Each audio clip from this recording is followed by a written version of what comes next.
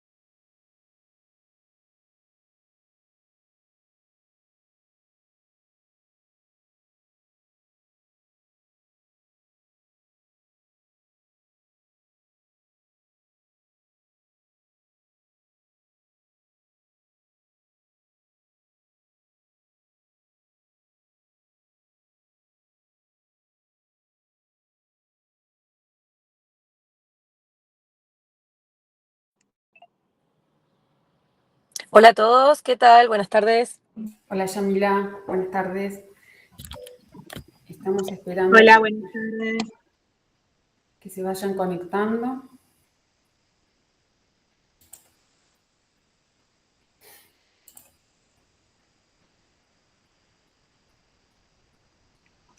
Hola, buenas tardes. Hola Esteban, buenas tardes. Hola, buenas tardes. Esperamos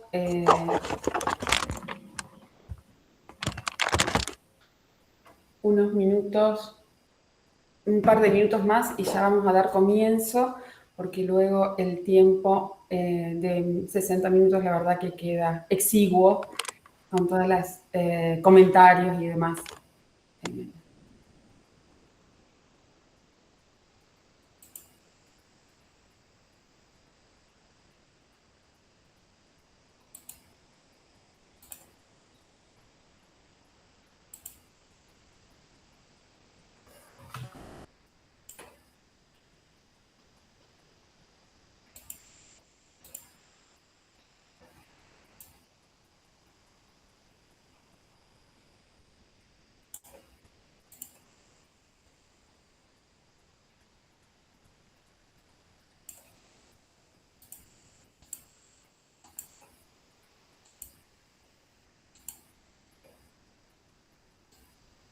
Hola Aldana, ¿cómo estás? Hola Carla.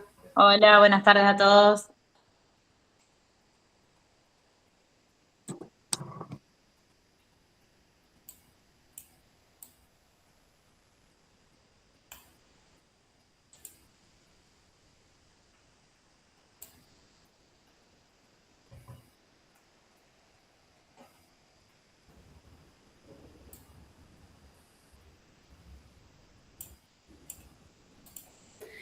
Vamos a esperar que se terminen de Mariana. Hola Mariana.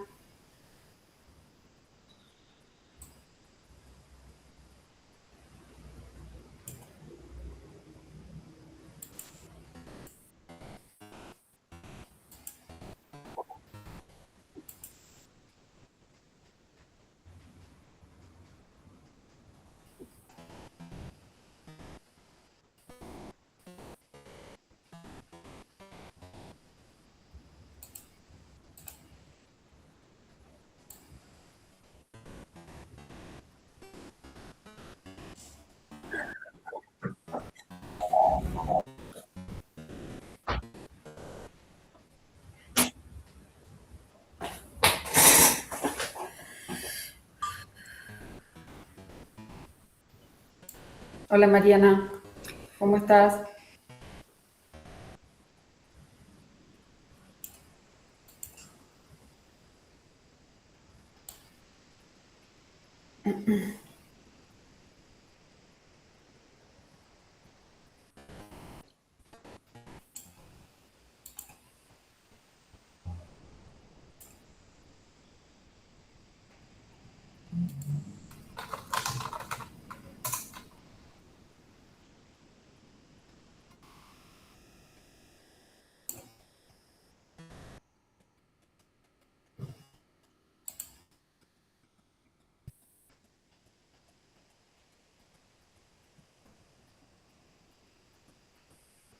Estamos esperando que se terminen de conectar. Falta Carolina González, que es una de nuestras integrantes del instituto. Me está diciendo que tiene un problema con Wi-Fi, que es quien va a dar inicio a la exposición del caso.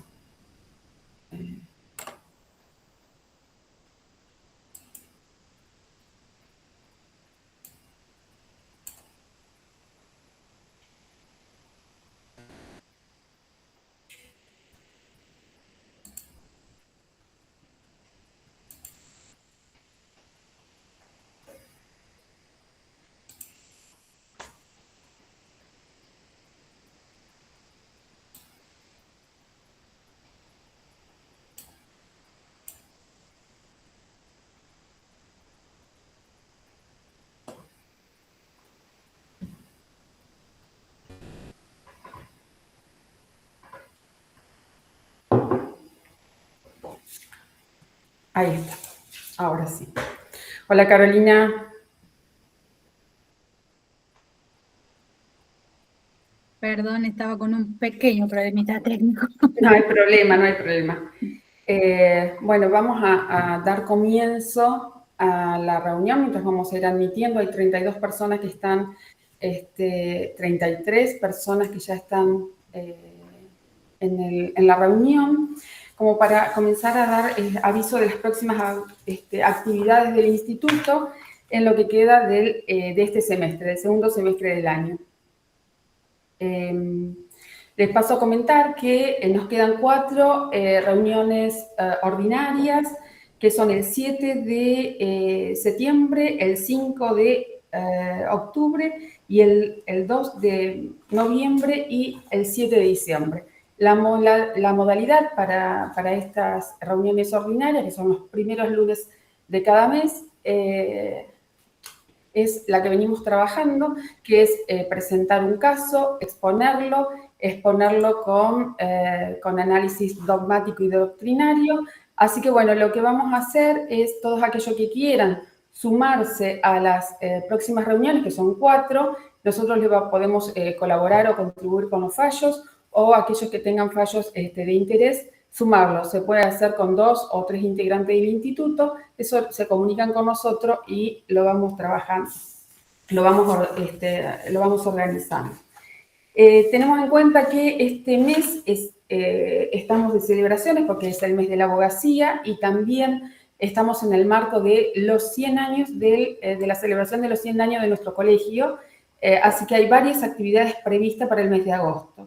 Desde el instituto tenemos prevista, por ejemplo, para el día 19 de, vamos a pasar ya luego los flyers, el día 19 de agosto, una actividad conjunta con el Instituto de Derecho de Familia que se va a estar trabajando filiación post-mortem, fecundación post-mortem, la situación, temas de consentimientos y, bueno, la situación de las personas que pueden suceder en esta instancia.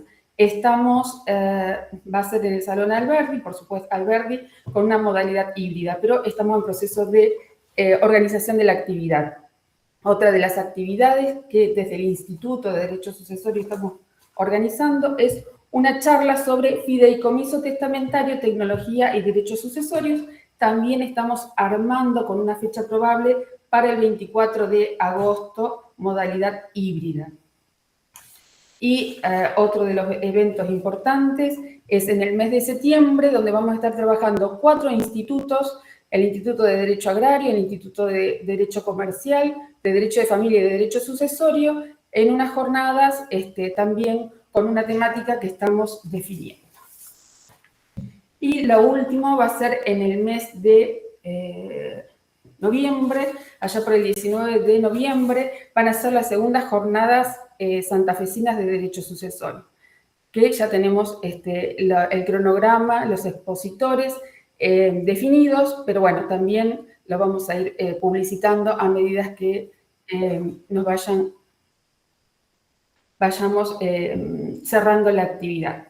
Así que bueno, les comentamos que en este caso, todos aquellos que quieran sumarse a participar, vamos a requerir de varios de matriculados que se acerquen para las actividades, y aquellas actividades que son presenciales, lo que pedimos es que se participe en forma presencial. Sabemos que las situaciones en esta época es complejo trasladarse, situaciones laborales y demás, pero todos aquellos que se puedan acercar al colegio cuando la modalidad es presencial y virtual, que lo hagan. Bien. ¿Qué nos trae Carolina, Esteban y el doctor Alfonso Garrón en el día de hoy? Hoy van a estar exponiendo Carolina González, que es integrante del instituto, un caso, un fallo, donde hay una acción de petición de herencia en el marco de una situación de exclusión de herederos con situación de estafa procesal.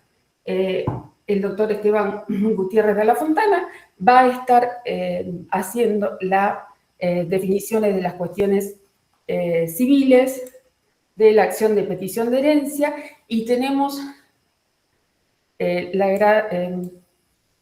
como invitado a el presidente del Instituto de Derecho Penal y Procesal Penal, el doctor Ignacio Alfonso Garrone, que se encuentra entre nosotros, que nos va a hablar de estafa procesal, la configuración del tipo penal y, bueno, las situaciones propias del derecho penal para analizar la estafa procesal y algunas situaciones de jurisprudencia local referidas a este tipo de delito.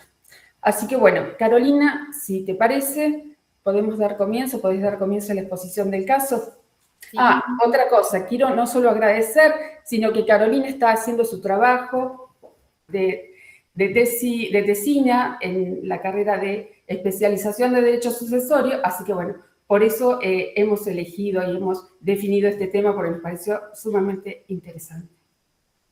Buenas tardes a todos, ¿cómo les va? Bueno, lo que vengo a comentar es un fallo que sucedió en la provincia de Buenos Aires, que fue comentado por Esteban respecto de la acción de petición de herencia, y yo lo trabajé desde el punto de vista de la estafa procesal.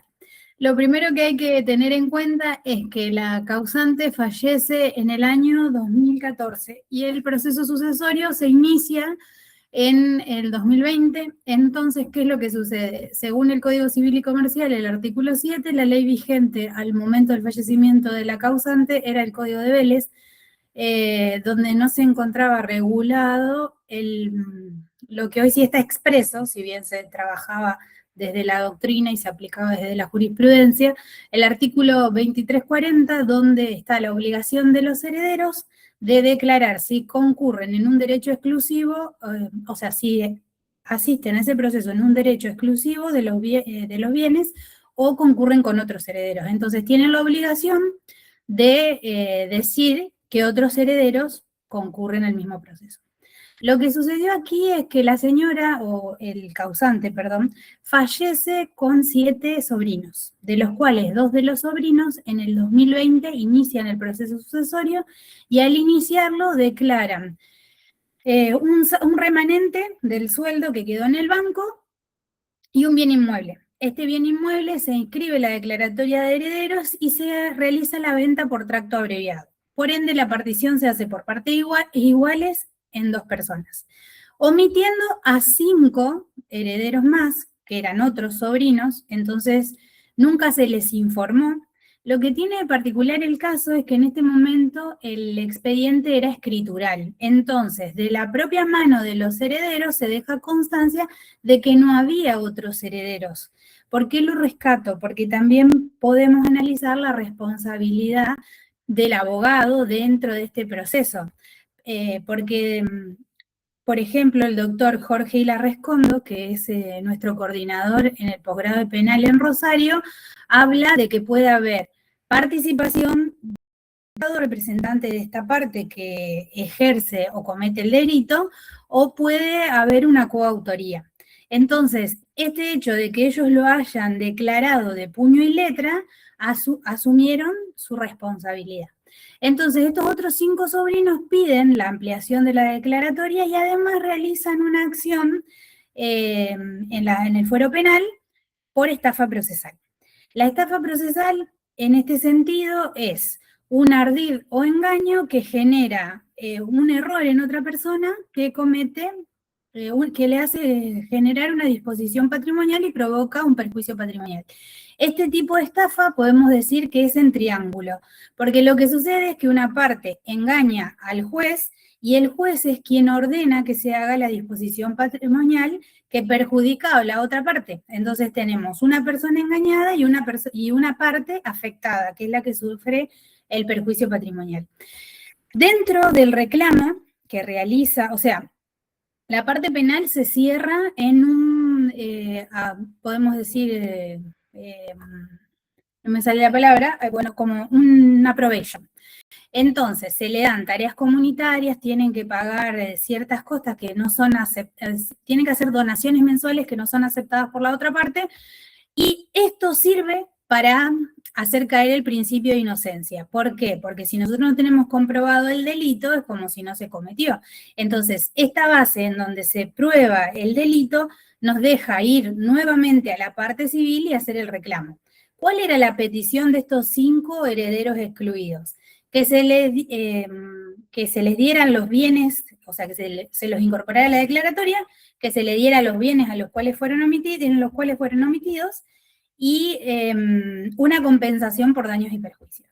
El fallo lo que establece es que se va a dividir lo que se pudo probar, porque ellos dicen que la tía tenía $3.000 en efectivo en un libro, que habían cobrado $7.000 de la venta del departamento, y aparte había $86.000 en una cuenta. Entonces, ¿qué es lo que figuraba en el expediente? En el expediente solo figuraba en la declaración, la denuncia de bienes del inmueble.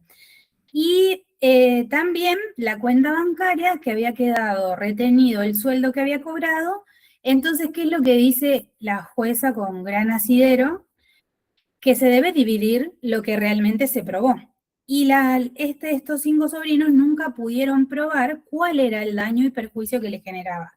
Entonces, lo que ordena es que se amplíe la declaratoria, que se vuelva a realizar la partición por partes iguales entre los 7, y que estas 2 herederas que habían omitido a los otros 5 compensen a los demás con más intereses desde que se realizó la venta del inmueble y la división de esa cuenta.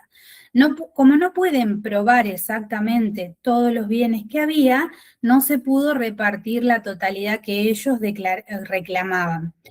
Y bueno, ese es el fallo en sí. Bueno, gracias Carolina por el resumen del caso. Por una cuestión de orden, Esteban, ¿te parece seguir exponiendo sobre la acción de petición de herencia para luego? Bueno, perfecto. Buenas tardes, ¿cómo les va? Bien, espero que bien. Yo quería marcar un punto, de ahí también recordando el fallo y el comentario que le hicimos, la nota que le hicimos al fallo. Un punto bien marcado era el que mostraba Carolina, que no alcanzaron a acreditar todo lo que tenía esta tía, sino solo lo que se había denunciado en el expediente. Pero un punto importante para la acción de petición de herencia, y que creo que nos tiene que servir como instituto, es que la acción de petición de herencia no funciona cuando los herederos son declarados herederos. Porque un detalle que acá omitió Carolina es que los herederos fueron declarados herederos, estos sobrinos fueron declarados herederos. Y luego van por la acción de petición de herencia, van por la estafa procesal. Entonces la jueza reordena, reencausa esta petición de herencia y dice, no, acá lo que hay que hacer es una reforma de la partición, de la distribución de los bienes que se determinaron en el expediente que pertenecían a la causante.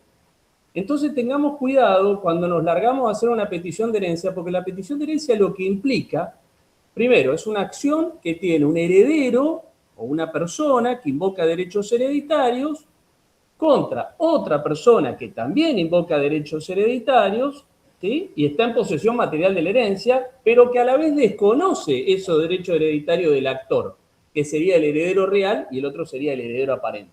Si no funciona este desconocimiento, si hay una declaratoria, una ampliación de la declaratoria de herederos, esta acción de petición de herencia se transforma en una acción de partición o una acción de reforma de la partición o de nulidad de la partición de acuerdo al estado en que esté el expediente. Entonces ahí lo que hizo la jueza, que es Mariana Calegari, que forma parte del equipo docente de Marcos Córdoba, en la UBA y en la UAI, fue eso justamente, reencauzar esta acción para hacer una redistribución de lo que ya se había partido por parte de estas dos herederas, que eran realmente unas falsarias, porque no solo una vez lo habían dicho en el expediente, yo tuve oportunidad de ver toda la sentencia, no solo una vez habían negado la existencia, sino que lo habían negado más que San Pedro, más de 3 veces lo habían negado.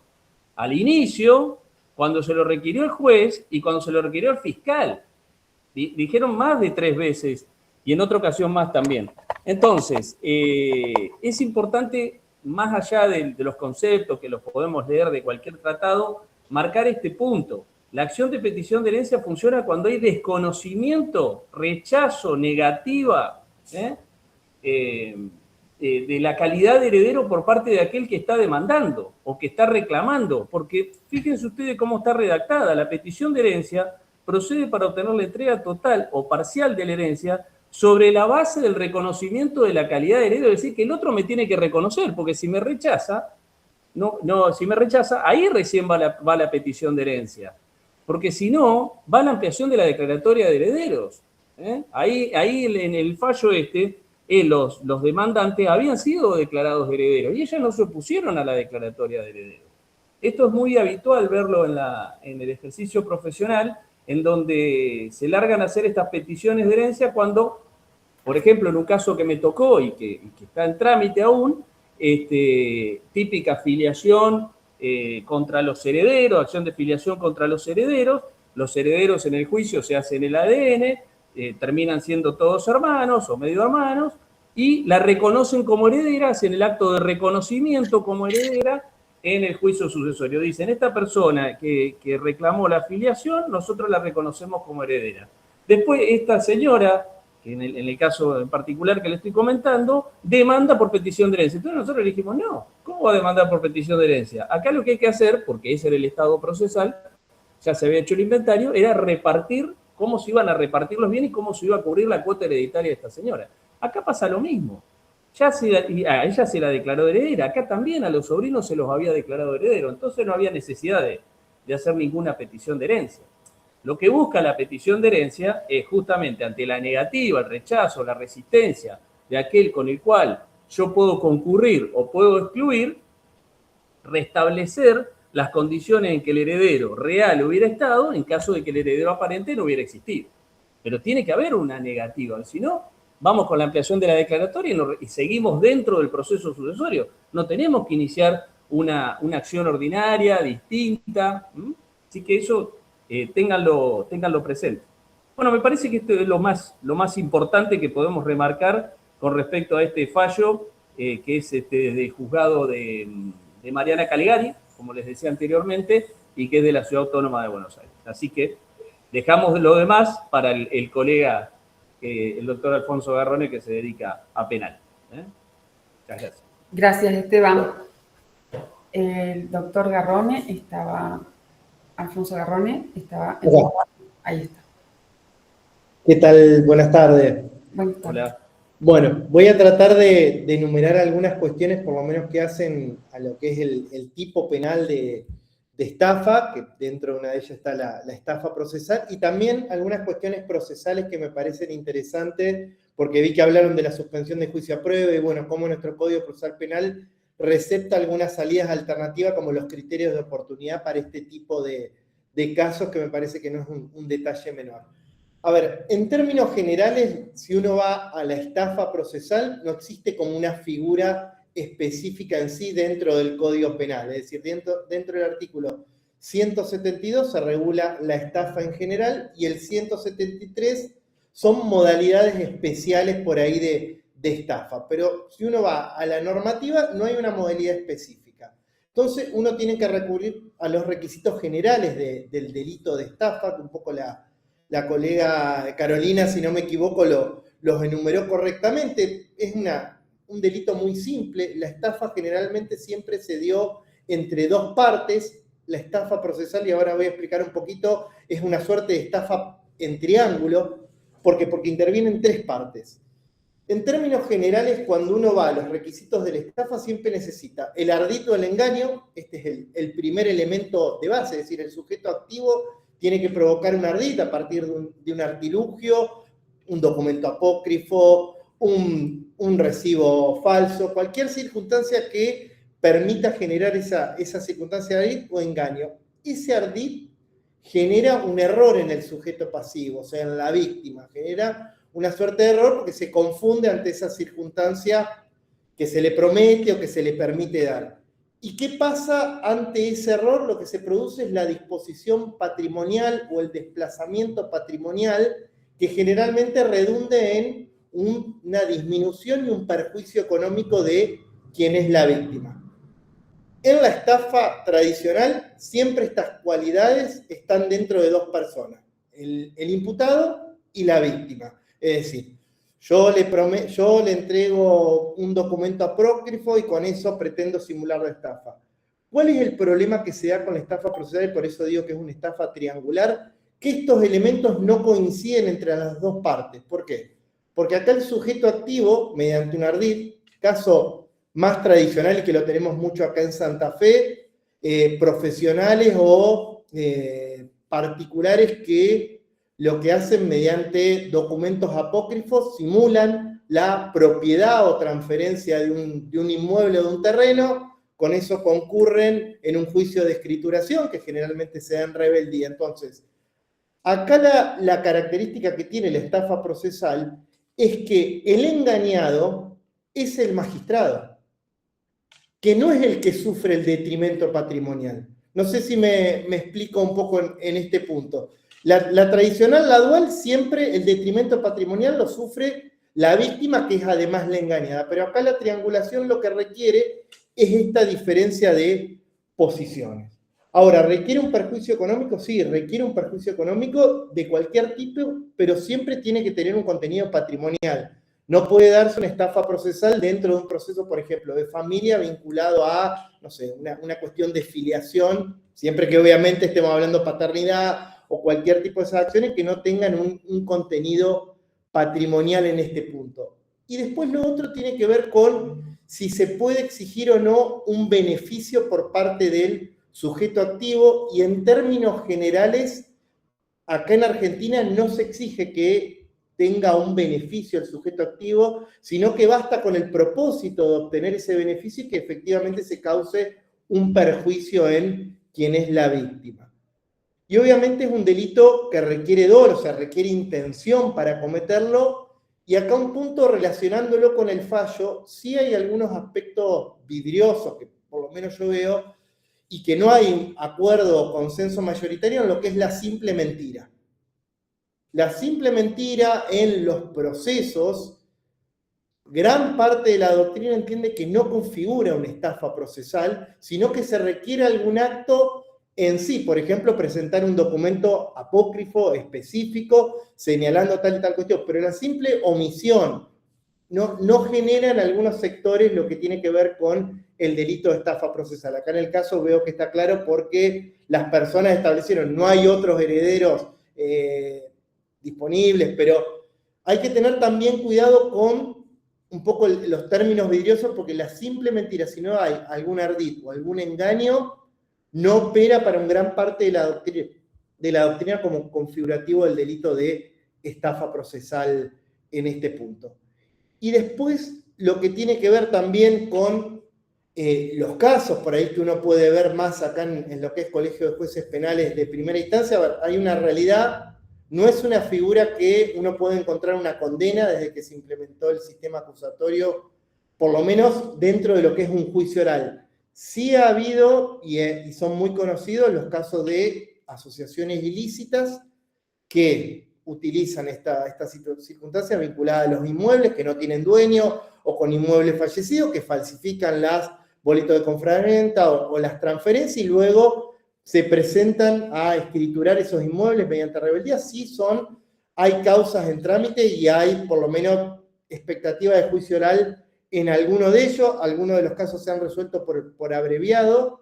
Después tenemos algunos otros temas vinculados, por ejemplo, a tergiversación de situaciones. Por ejemplo, una causa que son causas públicas igualmente, un poco inician como relaciones laborales, por ejemplo, y a partir de determinados ardíes del profesional, esa relación laboral que tenía una persona con una estancia y un establecimiento, lo trunca y lo modifica a partir del inicio de diversos expedientes para tratar de lograr una prescripción adquisitiva, tergiversando ese título laboral para tratar de convertirlo en uno de tenedor. Es una causa muy, muy conocida también acá en Santa Fe, que se ha dado en esta figura de estafa procesal. Pero en términos generales, los casos, el 90% tiene que ver con esto que he mencionado de asociaciones ilícitas vinculadas a las cuestiones de los terrenos. Y sí me parece relevante, no quiero excederme en el tiempo, no sé cómo estoy, sí me parece relevante que nuestro Código Procesal Penal establece criterios de oportunidad para determinadas figuras delictivas y la estafa es una causal en donde el fiscal, a partir del criterio de oportunidad, puede prescindir de la acción penal, siempre que haya, obviamente, acuerdo entre las partes. Entonces, es un método y una salida posible frente a las estafas procesales, la posibilidad de una solución o composición del conflicto en forma integral y la posible aplicación de este criterio de oportunidad que deviene un archivo de la causa. Hoy les comentaba el caso de esta tergiversación de título que era laboral y después se convirtió en un intento de tener la posesión de una estancia muy conocida por parte de un profesional. Esa situación, por ejemplo, en la unidad de delitos complejos, se resolvió mediante un criterio de oportunidad, se entregó el campo, se resolvieron todas las cuestiones internas y finalmente se archivó la causa penal en ese sentido. Espero un poco haber sido claro, no es una figura que revista demasiada complejidad dentro de lo que es el delito de estafa, pero sí entiendo que por ahí hay que tener algunas precisiones con la acción comisiva que requiere un ardid o un engaño específico. No creo, por lo menos esta es mi postura personal, que la simple mentira de un profesional sin necesidad de algún acto específico pueda ser tendiente a generar el delito de estafa procesal. Bueno, doctor, ha sido muy clara en la exposición. Vamos a ver, porque creo que es interesante lo que está exponiendo con relación sobre todo a la configuración del tipo que tiene que encontrarse una situación de ardid o de engaño y que no basta la simple mentira. Yo hago una consulta, sí. Si me permitís, Adriana, para Ignacio. Nosotros tenemos en el 2340 tenemos o los herederos, mejor dicho, tienen un deber de manifestar que este derecho es exclusivo o no, ¿sí? Lo hacen a través de sus profesionales o lo hacen con patrocinio, manifestándolo ellos directamente. En alguna ocasión, en el año 18, me tocó comentar un fallo muy similar a esto, donde la única heredera manifiesta que era la única heredera y omitió deliberadamente a sus sobrinos de un hermano premuerto, que deberían haber concurrido a la sucesión de los padres de esta señora por derecho de representación de su padre, justamente. Y esa omisión permitió que esta mujer vendiera todo el patrimonio hereditario, todo lo que recibió por herencia lo pudo vender, lo pudo disponer. Entonces hubo un caso sentenciado de una cámara de allá de Buenos Aires de estafa procesal. La pregunta es, vos decías, me parece que si mal no escuché, requiere dolo, requiere el ardid, requiere el engaño, pero también requiere un resultado económico donde produzca un perjuicio a los demás herederos. Requiere un perjuicio, el tema que la discusión sobre el perjuicio es un perjuicio potencial o un perjuicio efectivo concreto. Tradicionalmente se entendió que el perjuicio debía ser concreto. Claro.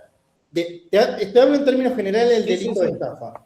Hoy la tendencia, un poco, también hay una realidad que los tipos penales se han flexibilizado a lo largo del tiempo también para adaptarse a determinadas realidades. Hoy yo te puedo citar fallos hasta de la Justicia Federal de acá de Santa Fe que hablan de perjuicio potencial o conjetural que le pueda haber ocasionado. Ajá. Ni siquiera te requieren hoy en día, en algunos casos, Sí. el perjuicio efectivo y concreto. Bueno, en este caso, que yo te comentaba, hubo un perjuicio concreto, porque se quedaron sin herencia. O sea, tenían que remarla toda y ahí vinieron con su reclamo para que le devuelvan parte de la parte de la herencia que le correspondía al padre. Y fue condenada esta señora por estafa procesal, por el engaño que aparte había quedado plasmado, como en el caso que comentaba Carolina, queda plasmado. Pero, y con respecto al abogado, porque nosotros muchas veces tenemos poder y decimos, bueno, nosotros invocamos el poder, actuamos con el poder y decimos, bueno, según me lo ha manifestado mi cliente, no existen otros herederos o sí existen otros herederos. En ese caso, cuando decimos, mira, che, ¿tenés otro hermano, tu mamá, tu papá? No, no tengo a nadie, soy huérfano y no tengo hermano, soy hijo único. ¿Cuál es la responsabilidad del abogado? A ver, para mí hay dos aristas. Siempre uno, y esto lo digo, siempre uno cuando piensa la estafa procesal y cuando tiene que hacer la denuncia y al abogado lo pensás dentro de este esquema. Pero para mí hay dos circunstancias. Una actuando con patrocinio, que para mí ahí está un poquito más atenuado el tema de probar la responsabilidad. Y después cuando tenés el poder y cuando vos hablás, para mí la circunstancia se resuelve en el elemento subjetivo, en el dolo. Claro. Si fuiste engañado o no por el cliente, si fue parte de un... No sé si me explico. Sí. No sé en el caso, porque yo lo pensaba, supuesto del sucesorio, más allá de ese deber de informar la verdad, que yo como heredero digo, no pongo expresamente, no pongo nada sobre eso. ¿Qué sucede en ese caso? No sé si me Sí, en ese caso, si vos no ponés nada, te lo exige el juzgado. Cumplimente con el artículo. Claro. Entonces vos alguna manifestación tenés que hacer, o lo hacés como apoderado y decís, bueno, según me lo manifiestan mis clientes, no hay otros herederos, o sí hay, y bueno, y uno denuncia, porque también está la otra, Ignacio. Nosotros denunciamos, yo tengo dos hermanos, uno no sé dónde vive y el otro sé dónde vive. Uno lo denuncio con domicilio y el otro no. ¿Estoy incumpliendo? No, y no lo sé. No es que no lo sé, o lo sé y no lo hago. Eso es incomprobable, que yo lo sepa y no lo haga, salvo que me mande cartas o de alguna forma. Pero vamos al punto. Nosotros tenemos la obligación, como herederos o como apoderados de los herederos, de manifestarlo. Lo podemos hacer con patrocinio, lo podemos hacer con un apoderamiento, pero lo tenemos que manifestar. No van a dictar la declaratoria de herederos. Yo he tenido millones de recursos contra la OPS por este tema, porque te obligan a ir a la Cámara Electoral, porque te obligan a hacer cosas que no estamos obligados, el heredero no está obligado a hacer, salvo manifestar. Sí, mira, concurre Ignacio, mi hermano, y Gerardo, mi hermano, que viven en calle tal y el otro vive en Europa, no sé dónde vive. ¿Entendés? Entonces, yo creo que se da por cumplimentada la situación. El tema es cuando hay ese ánimo de engañar, como en los casos estos que estamos comentando.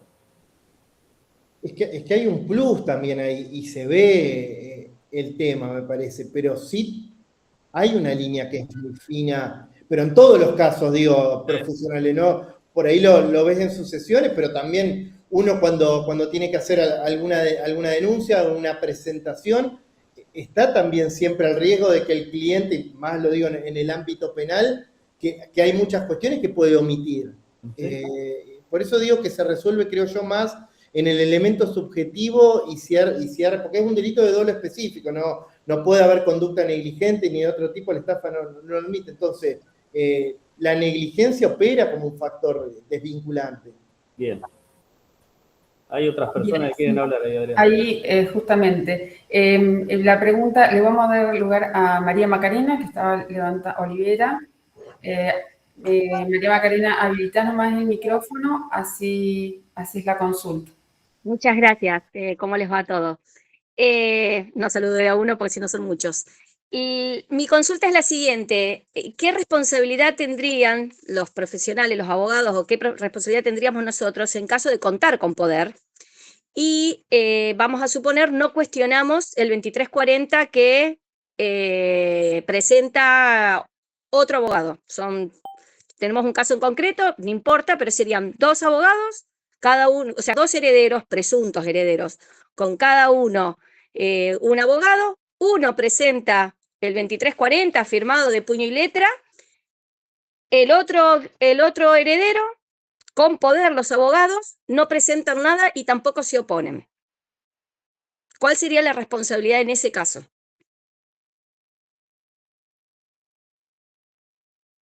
¿Todo en el mismo expediente? Sí, todo en el mismo expediente. Todo en el mismo expediente. ¿Quién lo inició el expediente? Vamos a poner el heredero A, cumplió con el 2340.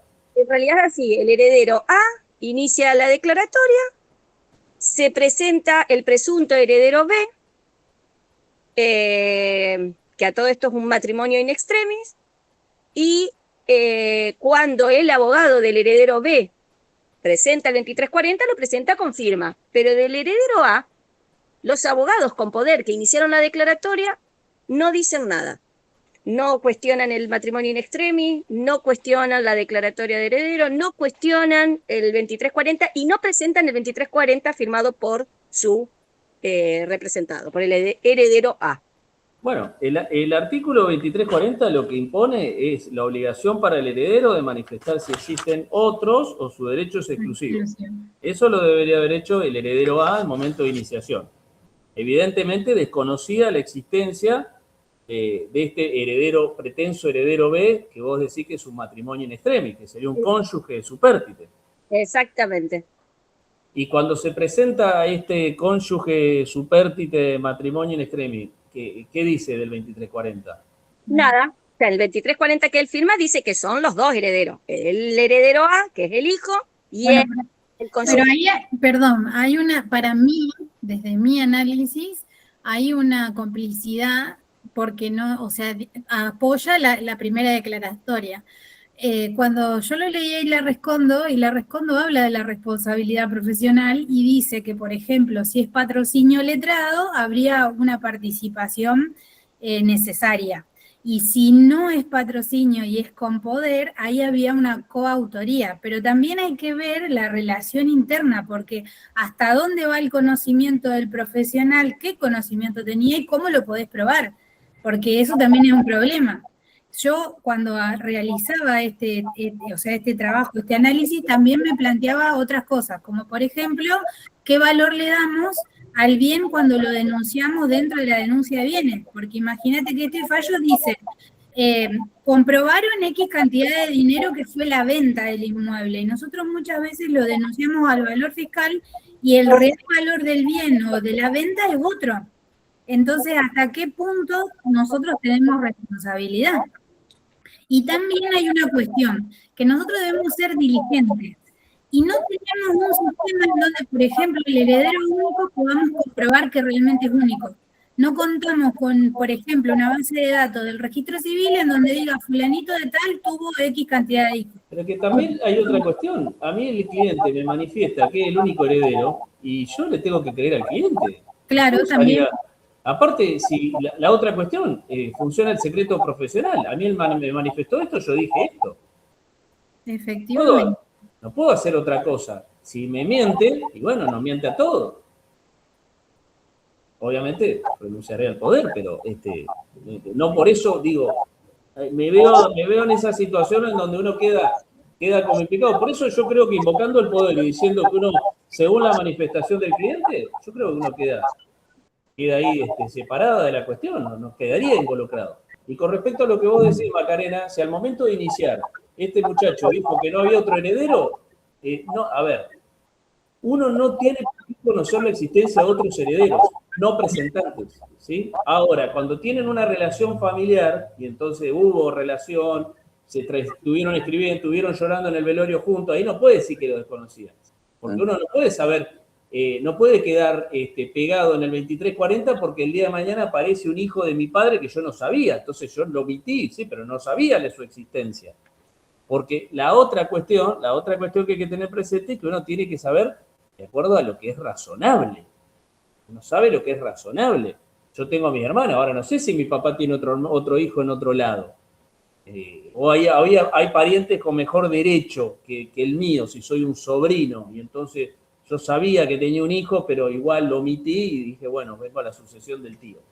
Hay que ver, me parece caso por caso, pero vamos al estándar que es lo que nos marcaba Ignacio. La estafa procesal requiere el ardid, requiere el perjuicio, requiere un perjuicio real o potencial para que pueda darse. El tema es cuál es nuestra responsabilidad como abogados. Yo creo que patrocinio, uno no tendría ningún tipo de responsabilidad, y apoderamiento, uno le crea al cliente.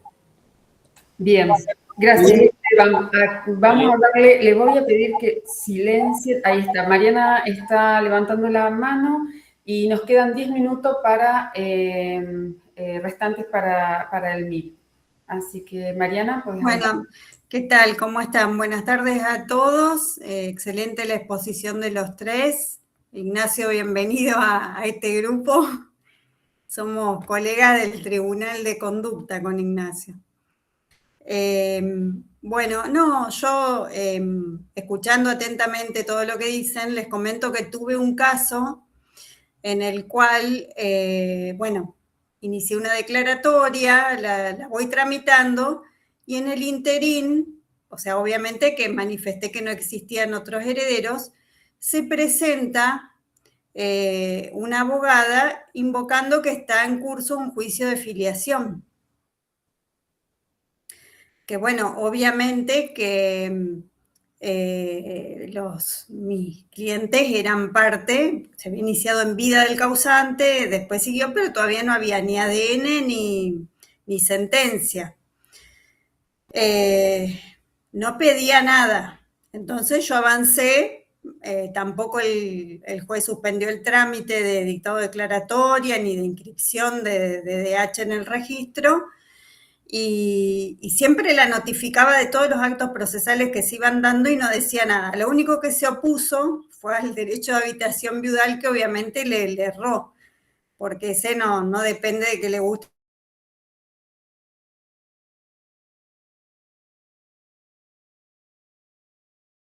Interesante el planteo y bueno, todo lo que potencialmente podría haber hecho esta abogada, estimo yo, ¿no? Después acompaña la sentencia y pide la ampliación de la declaratoria, pero en una etapa que ya estaba avanzado el expediente. Bien. Sí, Ignacio. No, una cuestión que le quería agregar un poco a lo de Esteban. También pensemos que el delito de estafa procesal para un profesional también hay que tener en cuenta, más allá de poder o patrocinio, obviamente, el contexto en donde se realizan los actos. No es lo mismo un acto aislado que una maniobra sistemática dirigida, no sé, a presentar declaratoria de herederos de esta forma o a obtener bienes. Es decir, eso también entra dentro del contexto de valoración y entiendo que hace un poco a la cuestión interna entre la relación abogado-cliente y a cómo se presenta hacia el exterior esa maniobra. No sé si me explico un poco en este punto. Ignacio, sí, justamente, resumiendo ahí, que ha sido excelente la exposición de los tres, ha quedado claro que para la configuración del delito se necesita el ardid o el engaño, que no basta la mera mentira, y es importante esta situación del perjuicio, que puede ser un perjuicio potencial o concreto, y sobre todo con relación a la defensa de los profesionales de la abogacía, cómo proteger o realizar todas las acciones en las entrevistas y en todo el íter procesal, y resguardar y ser lo más meduloso y meticuloso posible para actuar, ¿no es cierto?, y demostrar nuestra buena fe en función de lo que nos transmiten los clientes. Eso me parece que esa acotación que comentás a lo último, me parece que es importante de ver cuál es todo el transcurso de la relación profesional entre cliente y profesional. Y muchas veces, no sé, manejarnos o administrar correos electrónicos para que nos den respuesta a determinados requerimientos, reservar todas esas actuaciones o la historia clínica del caso. Muchas veces se sabe comentar o decir. Bueno, no sé si hay alguien más que quiera hacer alguna acotación o pedir alguna aclaración. Si no, bueno, le agradecemos, Ignacio, por haber sumado aquí hay alguien, Lucía. Lucía está aquí viendo. Hola, buenas tardes. Yo tenía una duda respecto a lo que explicaba Esteban de la acción de petición de herencia, que a mí me queda claro que no procede cuando a vos ya te incluyen en la declaratoria porque no hay contradicción, digamos. Pero cuando yo tengo proceso sucesorio iniciado y soy un sobrino que me enteré más tarde, ¿por qué no inicio ahí? O sea, ¿por qué no hago ampliación de la declaratoria? O sea, ¿cuándo tiene que venir la oposición de mi otro primo, por ejemplo, para que yo vaya por petición de herencia? A que vos te presentes en el sucesorio y ellos te cuestionen el título. Ajá, pero bien. Los herederos el heredero o los herederos que estén presentados te cuestionen el título. Si vos pedís la ampliación de la declaratoria, seguí dentro del sucesorio. Y entonces hago una ampliación declaratoria. De acuerdo, claro, vos te presentás, queda reconocido tu título, no tiene que ser reconocido para que te entreguen la herencia. Entonces, por ejemplo, falta hacer el inventario. Bueno, participarás en el inventario o en la denuncia de bienes. Estaba para partir, bueno, te tendrán que hacer la hijuela para cubrirte tu cuota. ¿Se hizo la partición? Bueno, tenés el 2408, la modificación, la compensación o la nulidad, si habrá algún vicio de nulidad. Pero si se me oponen, ahí sí inicio una petición. Claro, sí. Ahora, ojo, se pueden oponer los herederos cuando el título no sea suficientemente, no sea. Claro, porque si manifiesto digamos, que yo. Si deja lugar a duda, por ejemplo, vos venís con tu partida de nacimiento, y decís, yo soy la hija del señor Ortiz, bueno, perfecto. Claro, a eso voy. No queda juzgado no será juzgado por ello. No es que el juez. Simplemente se le correrá una vista, dice, bueno, se presentó esta persona, listo, después le dictamos la declaratoria. Pero ahora, si trae un título, dice, no, yo estoy haciendo un juicio de filiación porque estoy en trámite y todavía no. Bueno, claro, pero si es manifiesto y mi título es digamos, verídico, soy otro sobrino más y no tengo ningún impedimento para heredar, no habría, o sea, por más que se opongan o no quieran mis primos, el juez me dará lugar a la ampliación. ¿Sí? Sin necesidad de hacer la petición de herencia. Sí.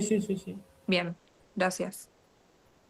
Bueno, damos por concluido.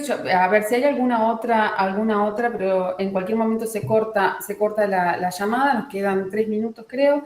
Si hay alguna otra inquietud, si no, bueno, felicitar. Gracias Carolina por la exposición, gracias Esteban como siempre. Gracias a todos los integrantes y gracias a Ignacio por haberse sumado.